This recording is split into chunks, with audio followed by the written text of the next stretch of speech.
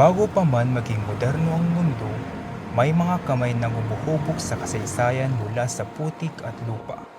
Dito sa bayan ng San Nicolas, Ilocos Norte, ang lupa ay hindi lang inaapakan, ito ay binubuhay. Ito ang sining ng damili, isang tradisyong nagpasalin-salin sa mga henerasyon. Ngunit sa paglipas ng panahon, kakaunti na lamang ang natitirang mga kamay na pumapanday nito. Isa sa mga natitirang haligi ng sining na ito ay si Nana Crisanta Dundulao. Sa edad ng 86, ang kanyang mga kamay ay tila naging kasing tibay ng mga bangang kanyang ginagawa. Ay, hindi 7 years old ko, sinursuruan dalo lang ko, kundi dinanang ko, tinang sursuro kanya nga nagdamili. Ti imo na nga pinadamili da nga pinasursuro jay kalob. Diba nga? Hindi masursuro kunti kalob. Iso imbagada man ti banga. Nakaukit sa mga bitak ng palad ni Nana Crisanta ang lumipas na 8 dekada. 8 dekadang paghuhubog ng lupa. 8 dekada ang tahimik na pakikinig sa sinaunang bulong ng luwad. Tay proseso na di gumatang kamti sa karison nga daga. Tatan ibilag ni no kwa ito ti pagbilagan ni. No nagangon opran mi. So di jay na opran sa diayon. Mangyukuyok kami mati darat nga panglaok ni so deta igamay mi nga nalaing. Paano mo nga igamay nga nalaing? Malutong tukot mawala. Ano pa nga ikatun dete bunil na uno dete batit nga bato aglusok sa amon to kalem bukaylem sa amon bibiran. Ito no maipainit basi ito tumangken isunto dete rugyam nga damilyo na kasjay.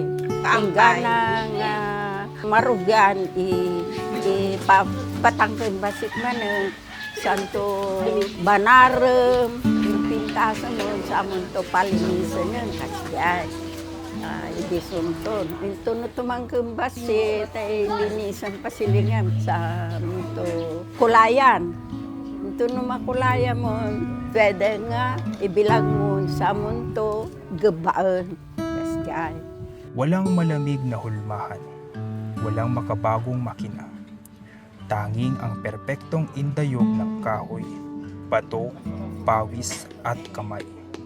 Sa bawat pukpok itinitibok ang isang sinaunang sining na buong tapang na tumanggi sa paglibot ng makabagong panahon.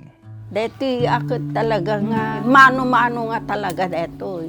Panagdamili diba nga, anak pa agusar tayo pater sweet, yakam mo. May lata, mano-mano lata. Ag sakit mo titakyag ko no kwa. 86 kun, uri ag sakit, akat niya bablong ko lata. Agpapigsa ak lata, hinakmot maturog no kwa. Manumot marami yung mga bangat ni Mesa nga aldaw na. Ay, sigun anak ko, no napigsa ak, makarami dakmot ti sangapulo, ngumno jak napigsa, uri limlim malatang. Uri upat, miso. At nakto matagidan. Dati, ang bawat banga ay katumbas ng bigas. Buhay na ipinagpalit sa sining na nagdudugtong ng hininga. Nakaglakla ko ijay pidig, agawit kamti banga, bagas ti isukat da edi talo talanda puno da de mesa. Tapos de keleb, ikan damot ti bagas, jay keleb, pabinduan da edi, jay kalub ti banga.